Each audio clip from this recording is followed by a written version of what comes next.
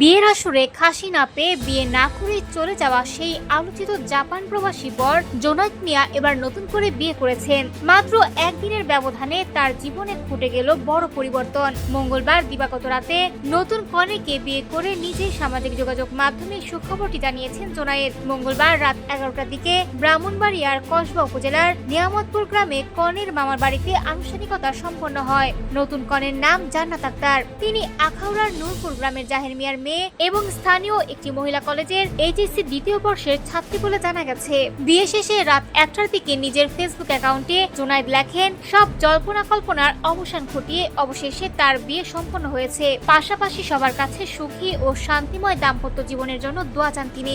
জোনায়েদের ছোট ভাই পারভেজ জানিয়েছেন, নতুন বিয়েতে দেনমোহর নির্ধারণ করা হয়েছে 6 লাখ টাকা। তবে এই বিয়ের ঠিক আগের দিনই আলোচনার কেন্দ্রবিন্দুতে ছিলেন জোনায়েদ। আখাউড়ার তোলাতলা গ্রামে প্রথম বিয়ের অনুষ্ঠানে খাবারের আয়োজনে খাসি না পাওয়ার বিষয়টি নিয়ে বিয়ে না করে চলে যান তিনি।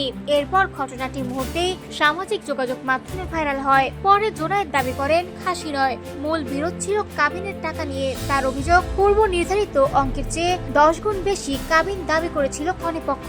যদিও কনেপক্ষ এই অভিযোগ অস্বীকার করে জানায়, উভয় পক্ষের সম্মতিতে 2 লাখ টাকা নগদ কাবিন নির্ধারণ করে লিখিত ফর্দনামা করা হয়েছিল।